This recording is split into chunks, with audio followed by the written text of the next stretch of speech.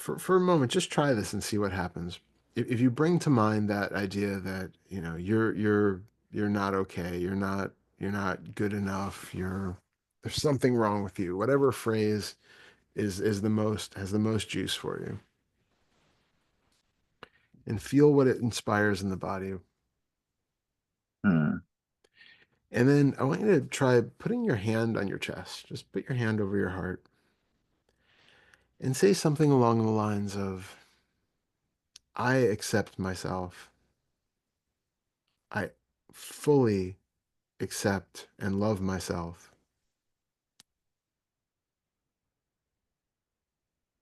Let me get Like that. in touch with Yeah. the first one. Feel the, yeah, something like that. You know, find whatever phrasing works for you. But I want you to feel the discomfort, because we're not doing this to drive out the discomfort. So, you know, you bring it in, you start out by, you know, provoke it with whatever line works for you. You feel the discomfort in the body. You're accepting the fact that it's there. It's okay. But you're letting yourself know that it's okay. I'm safe because I fully accept myself. All of it.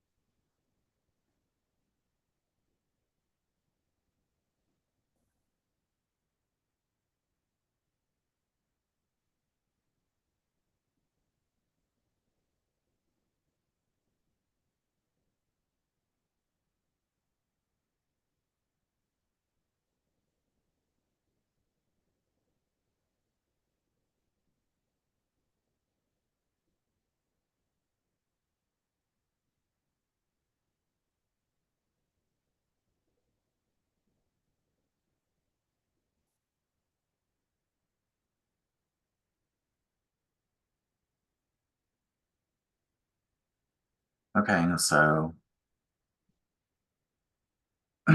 see if I get this correctly. Mhm. Um, no, repeat it to me again. The phrase you wanted me to repeat. Something along the lines of, if this works for you, I am safe. I fully accept and love myself as I am.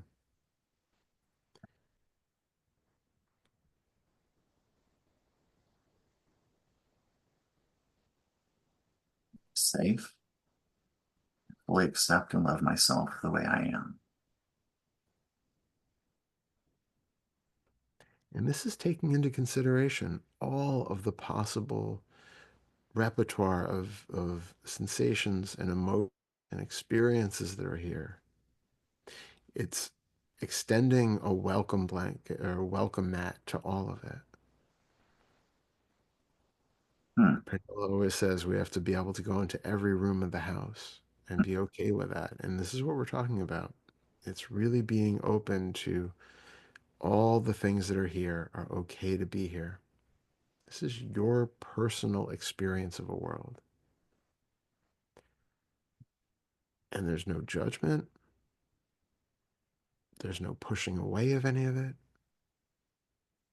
There's no moral values about this one is acceptable and this one isn't. It's acknowledging that it is all part of this totality of experience, which is not in itself personal. If it feels personal, it just gives us a moment to investigate. It, it is asking for us to look into, what does it mean that this particular thought is personal when another isn't? Or that this particular sensation is personal when another isn't?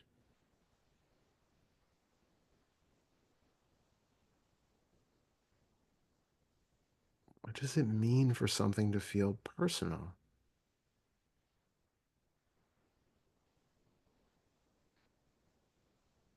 It's a question.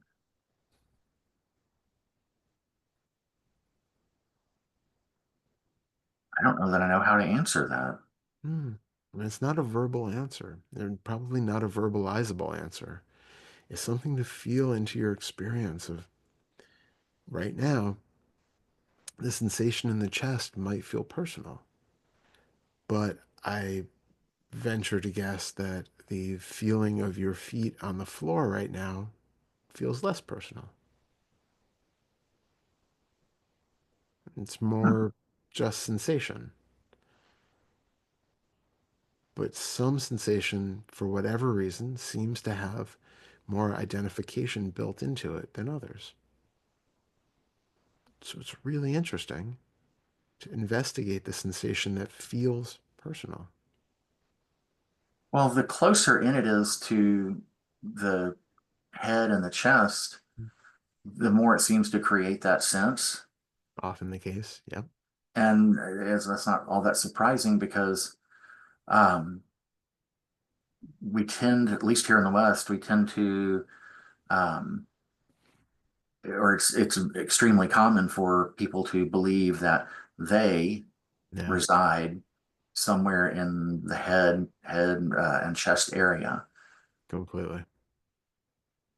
So if you take that assumption off the table and you're here with just the raw experience of the sensation itself that happens to be in the chest or head,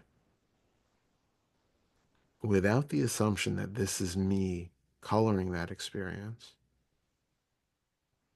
or that this is personal, or that this is something I need to identify myself with, or judge, or get rid of, or any of that, what does it really become if we're just present with the raw experience of it? And can we find anything about it that makes it personal?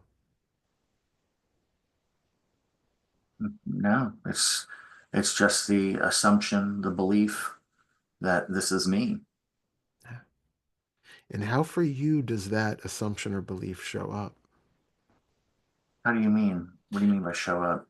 Well, if you feel at first like you say, I'm not good enough, and you feel that sensation that seems to support that as being true, Hmm. there's a feeling of belief around that idea that I am not good enough. And then you feel the sensation. Where is it that the belief or the assumption that it's the case, how is it showing up? Is it because there is a verbalized thought that goes through the mind that says, I'm not good enough and I know it's always been that way and I believe it to be true? Are you seeing mental images that seem to somehow correlate or uh, endorse that belief? Is there, what is the actual experience Okay. of having a thought about it? Um, it's funny. I should add, we should be doing this because this is something that's kind of come up in the last 3 to 5 days. There is sometimes there are mental images, Hmm. and there was one just a minute ago when you were talking about, what is the belief, what is the assumption, and there was very briefly a mental picture. Um, there's another thing that I think the best way to describe it is to use the Buddhist term sankhara. Hmm. It's, kind of pre a pre-existing idea in the mind, and it doesn't even, at least from or speaking from my own experience, it doesn't require language. It's so solidly it's so solidly constructed through repetition over the years that it kind of shows up there's kind of a sense of it in the mind that this is me or mine. And then the other thing is just this bodily sensation. It's that sense of here-ness. And now with eyes closed, it's a little bit different because it's still here. Um, but with eyes open, it seems to gain some strength because with eyes open, there's this sense of that is out there or that is over there. I am here.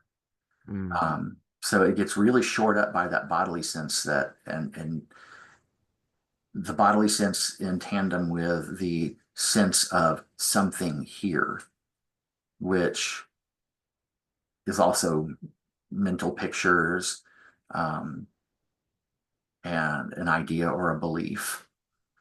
So I guess you could sum it up and say physical sensation, mental activity, and mental pictures. excellent. It's interesting because like the that idea of there being something that is just so under the surface, understood and unquestioned. Um, it is very possible that, there is something in the way the mind works that does just have those undercurrent of assumptions. But the beauty of doing this stuff is that we can start to kind of undercut them or undermine them by pulling apart those experiences, like you just said, being with the physical sensations that seem to be either aliveness and presence or something physical in the body, something that seems to be an image in the mind versus a thought in the mind versus um, smell, taste in the mind versus something that is actually seems to be appearing outside of the body. Taking all of those individually starts to leave less room for um, that pre-existing belief to gain traction. Because even if you have an idea that, um, for instance, the Earth is round, you have the idea in the mind. You've always been taught it. Everything seems to be reinforcing this to you everywhere you go. You keep hearing about it. If you close your eyes and you actually look for a world, no less a round world, but look for a world itself, that starts to break down because all of a sudden now there's no world to be found. No less a round world or a flat world or anything else. We find that that belief has to be either verbalized to be known, felt in the body to be known, seen in mental image to be known. It needs to be expressed in some way, or else we don't even know that we know something. So when you have the belief that I'm not good enough, or I'm not okay, or I'm the bad guy, that is being felt or seen or heard for it to really be known. Because it's pointing to somebody that is just as non existent as the world when your eyes are closed. Right now, the idea of a planet is just an image in your mind. It doesn't point to anything real. You can't possibly know it if somebody hasn't told you that it exists. Because with the eyes closed, you can't feel it. All you feel is little pressure points, you know, floating in space. You can't see it. You can't hear it. All you hear are just discorporate waves of sound emerging from someplace you can't really define. You can't smell it directly, taste it. You have no indication that there is a world outside of your mind. And the self is exactly like that. Whatever it is that is being pointed back at as the one who is not good enough or not okay, should be different, who's causing problems just by their being there, that is just as much of an uninvestigated assumption as the world when your eyes are closed. So, in the moment when it feels like there is something personal here, we want to look back at who is that belief even talking about? What could it possibly be pertaining to? That is the unique individual cause of all of these experiences, events, emotions, outbursts, everything. Where is the one at the center of that who is having any sort of say over these things showing up or not? And in doing the loving acceptance practice, We're allowing all of the things to show up without judgment so that we can recognize that there is no center to that experience. It's not that there is this one individual being who is in there who needs the acceptance or love, though that might feel good. It's really about recognizing that there is no center to the experience whatsoever. Can you be loving and accepting of all of these individual parts, these clouds of experience that just arise out of nowhere and go back into that same unknowable space? And is that okay that they come and go? Hmm. We have acceptance for that whole process as opposed to any idea that there's an individual being in there who needs that acceptance.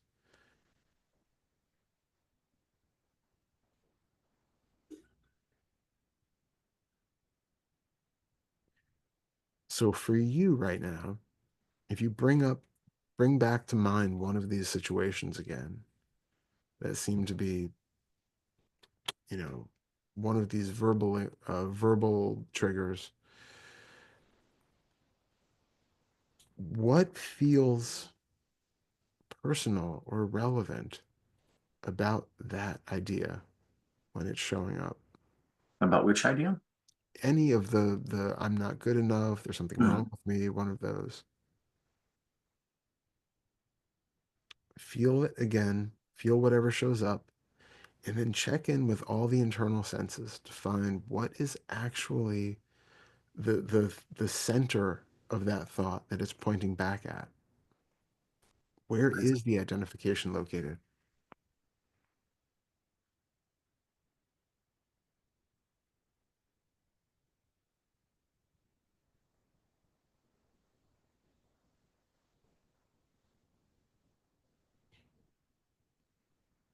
Hmm.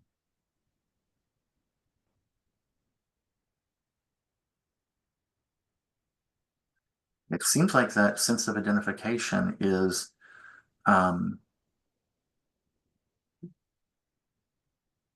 somehow the bodily sense, Hmm.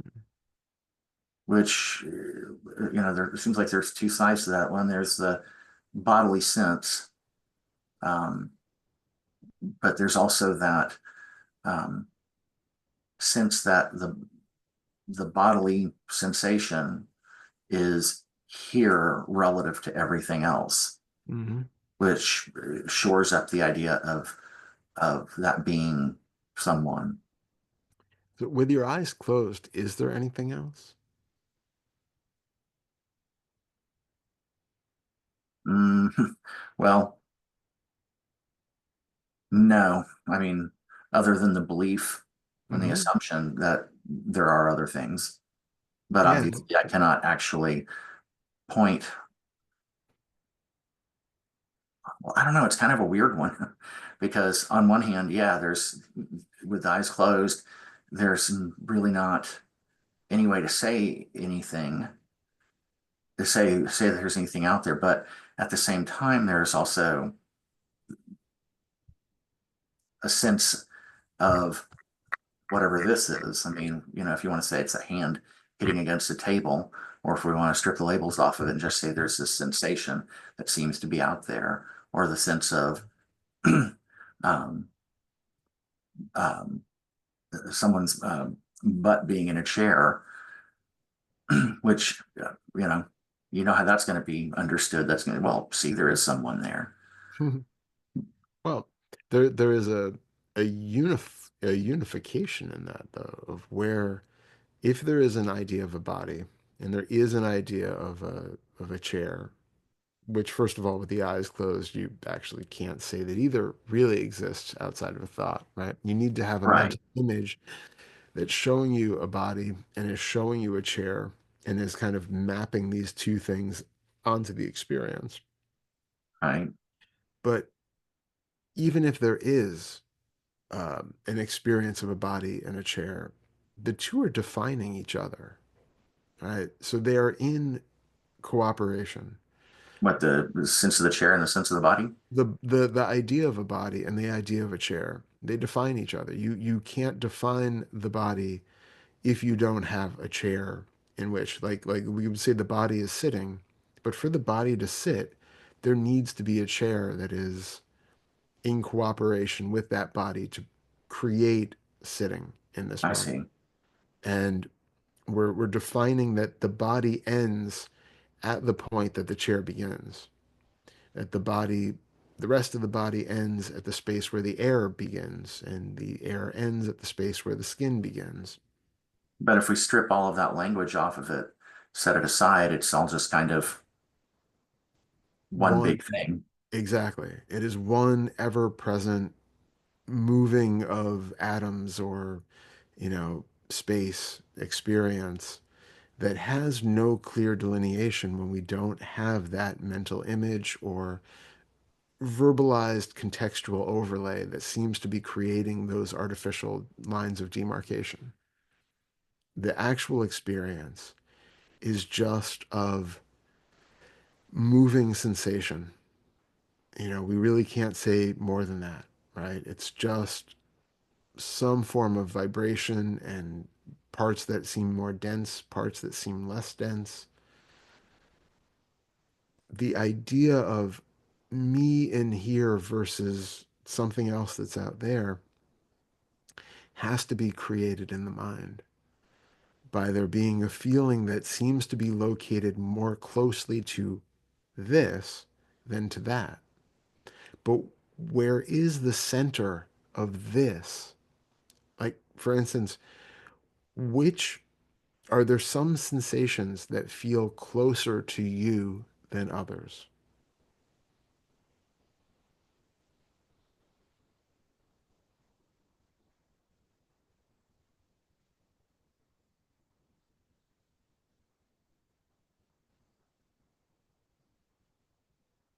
Hmm.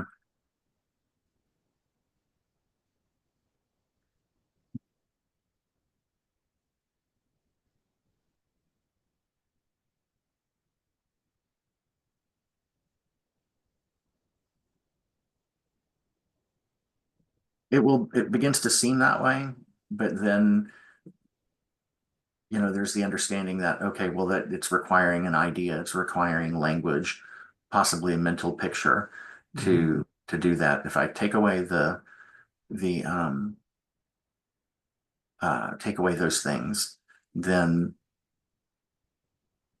no, I mean, because as we've been doing this, there was a train going by. Hmm. The trains may be, it's not even, the tracks are not even a mile from our house, Hmm. and can be heard quite clearly.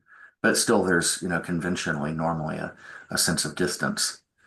But in taking that off, that sound was as close as the sense of um, any of the parts of the body or Nice, any of the other sensations that normally would be understood to be closer. nice. And even in those physical sensations, are there some of those that seem to be closer to you than others?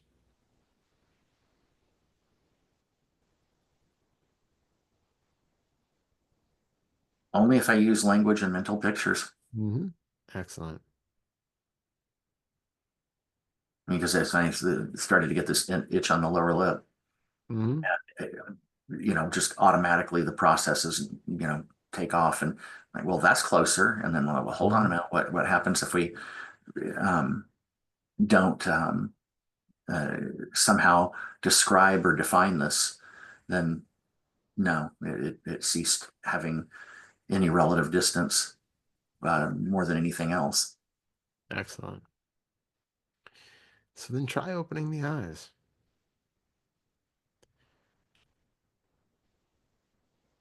With the eyes open, what gives you a sense that there is something out there that is further away than the sensations that are right here? Same thing. Thinking about it, defining it, delineation, um, and then of course the Hmm. How close was that?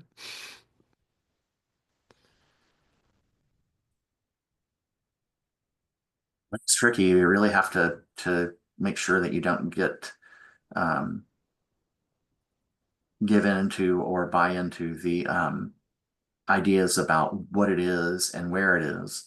Yeah, Um, because if I do that, then it'd be well, it's down the hall. But yeah, without that, it was as right here as anything else. But the sense of vision, of course, opens up the I don't know if it's a belief, I'm not sure what to call it, but that thing that um, creates a sense of depth and distance. hmm. Again, I find it much more helpful if we also take in, instead of looking directly focused on one small thing in front of us, take the Hmm. periphery side to side and also top to bottom so that you have the widest view, the sort of most flat, Hmm. diffuse perspective of the world as it is. And when you do that, where where is the close that seems to be here felt? Like where are you separate from the visual field that's out there?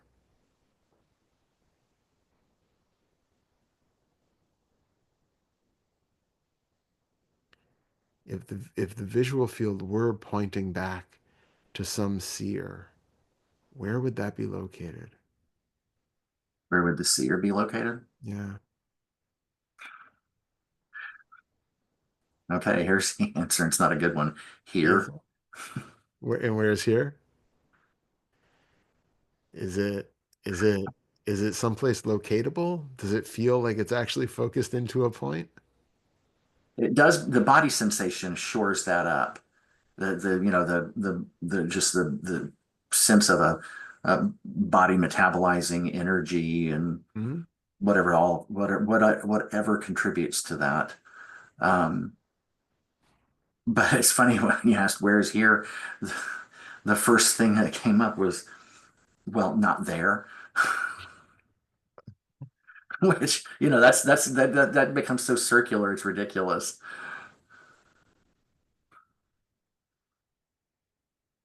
Because they both depend on each other. They very much do. Yeah, you have to have here And to have there, you have to have there to have here. exactly. Um,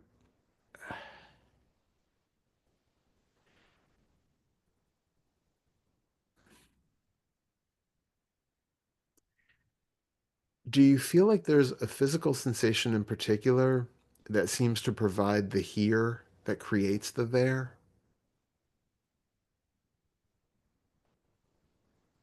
Um,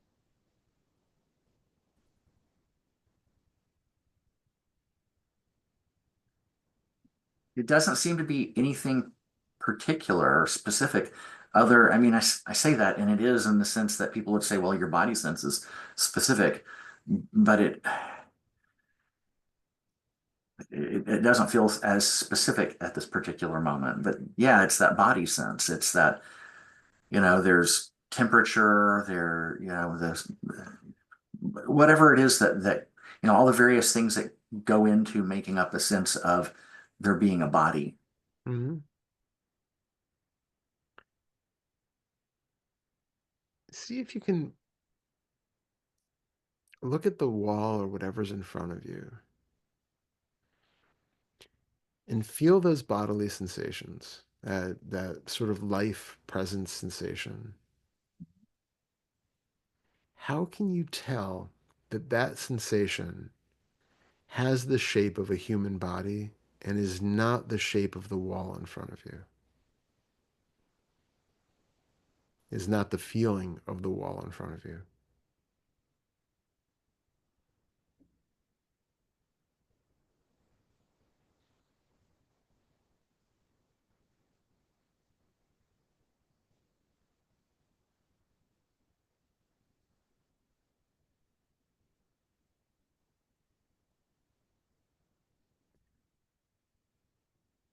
Another way of coming at it is sort of expand that feeling of life out because it's not bound by skin. It's bound only by a mental image of what we think a body is. Right. Well, and that was the problem. The answer to that question was it's all thought. It Yeah. requires thought. You know, how does how does I forget exactly how you said it, but you know, how does the body have, you know, how do we know it has a shape? Well, Mhm. without thinking about it, it doesn't. It's just there. Exactly. So drop into the sensation itself, be as fully absorbed in that feeling of vibrant life that we take to be a body, just in all of its amorphous, moving, shifting glory. And still looking at the wall in front of you and whatever objects might be in front of you. See if you can map that sensation onto the wall and all the objects.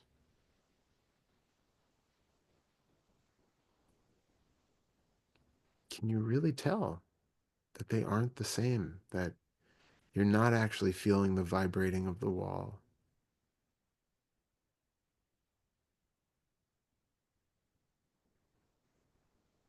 or any other objects?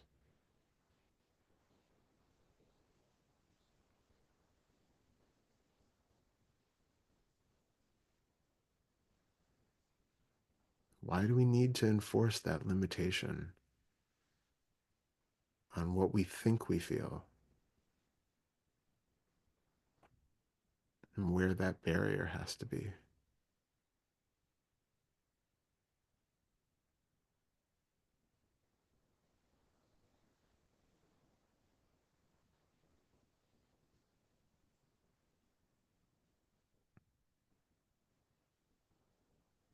Well, it does begin to blur or blend, Hmm. and perhaps given enough time could really go pretty far with that. Mm-hmm. But there's this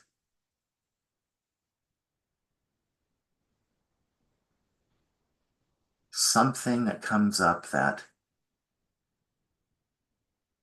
seems to kind of resist it. I wouldn't go so far as to say it's fear, Mm-hmm.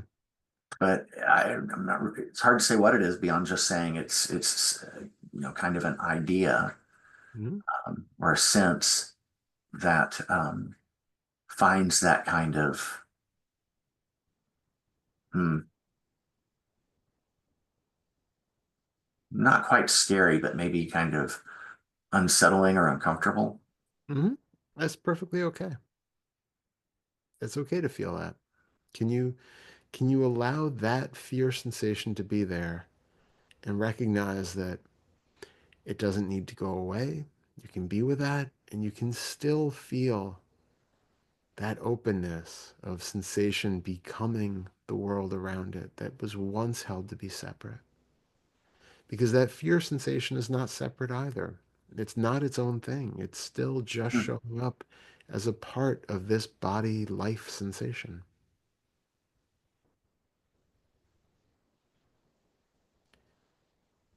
And that feeling of fear, if we label it that, is often the gateway to some new way of seeing. There's usually some big insight or some shift that's on the other side of that. It's like the gatekeeper. Hmm. Just welcome it. It's okay. Just let it be, let it blend, and stay with the sensations in the wall.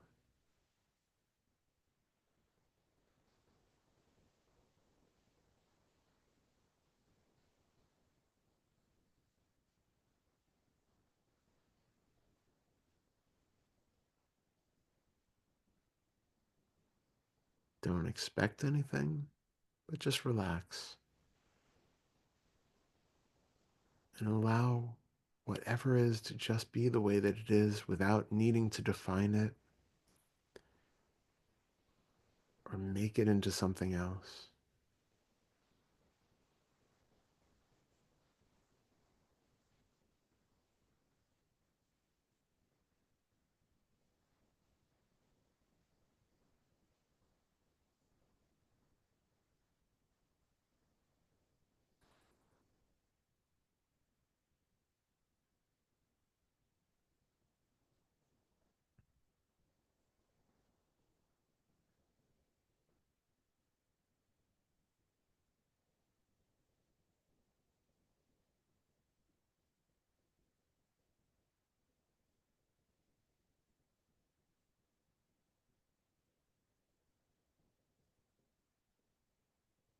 We can start to even realize that the visual field is not separate from the felt sense field.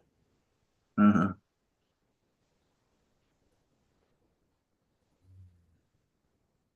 They're part of this same display.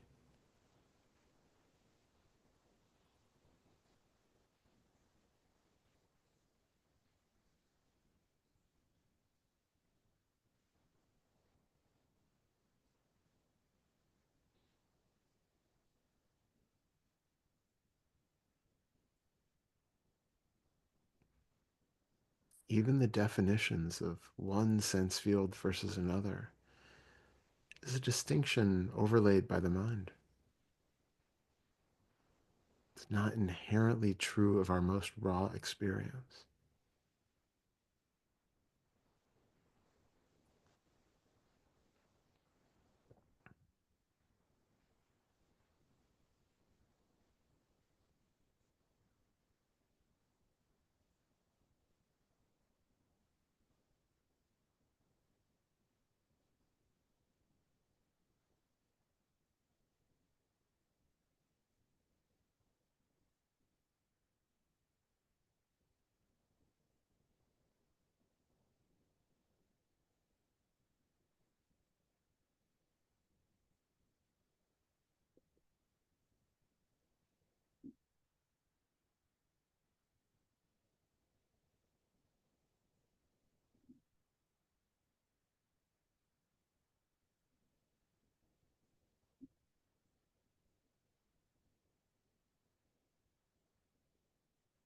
It's really important just to remember to stay relaxed, open to everything, and expecting nothing.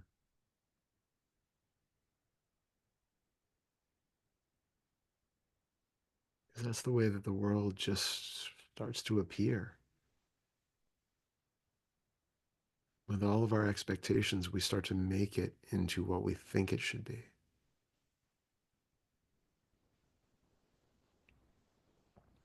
And this is how we can even have experiences where other people are behaving in ways around us that we once felt to be really uncomfortable. But we can witness them from that place where it's just an appearance that is appearing the way that it's appearing. No judgment, no expectations or wants for it to be different. No idea that it's about me or personal or even relevant.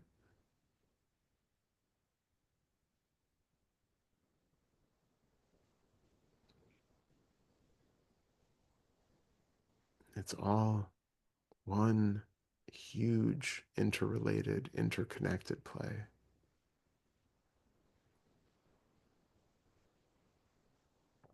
And you can feel that words arise not because you are making them happen, but because they are being elicited in response to some other words that you've heard, some other experience going on. And they only arise because of that. And those bring out other words that you hear, some other expression by what we take to be somebody else. But it's because everything is a dynamic interplay. Nothing is really isolated. It's all one giant flowing process that we put these artificial labels and boundaries on.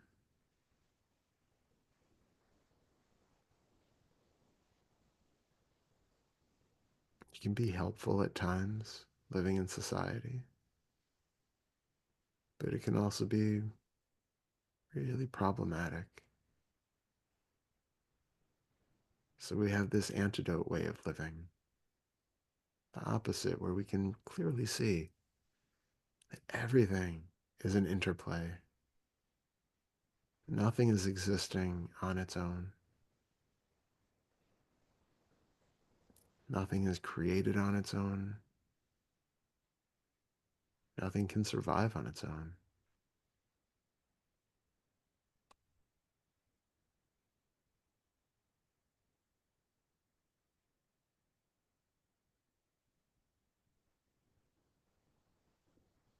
Just as sitting only happens when there is both a body and a chair, life only happens when there are all of these interplays happening at one time.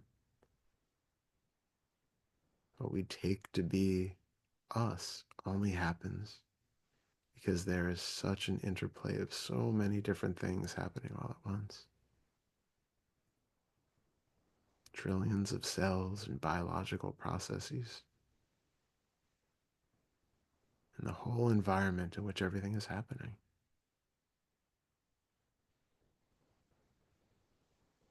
So we drop down below the identity level and rest as the one creation, always replaying,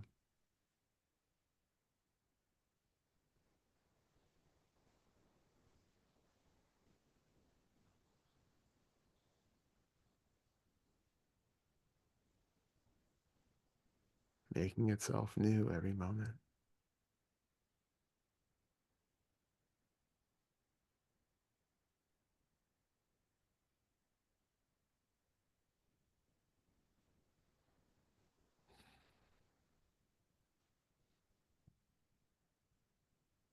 And it's a good reminder when we're back in our normal life. We can check in and see how many artificial boundaries we're creating in this moment. How much of what I think is real right now actually is, and how much is my assumption and boundary and artificial thought creation. Essentially, how much am I imagining the world to be into existence the way that I think it is? And can we just drop that and drop all identification with it?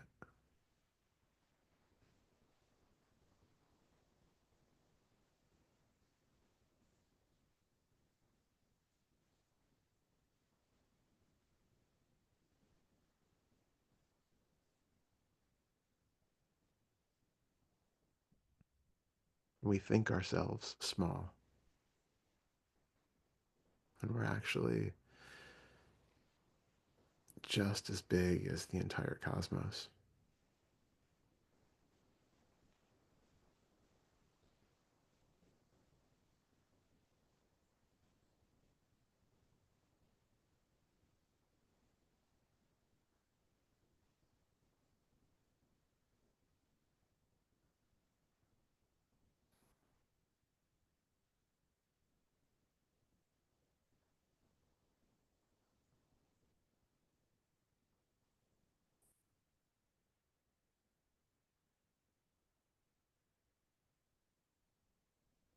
Where are you now?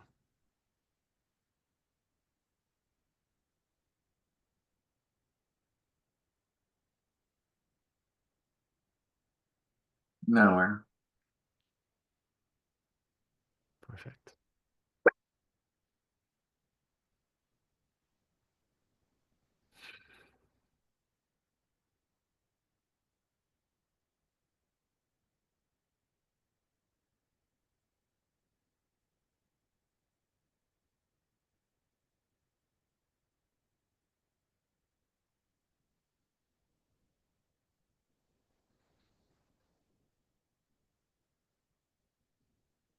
See if you can move around a bit and still maintain that nowhereness, that lack of centrality.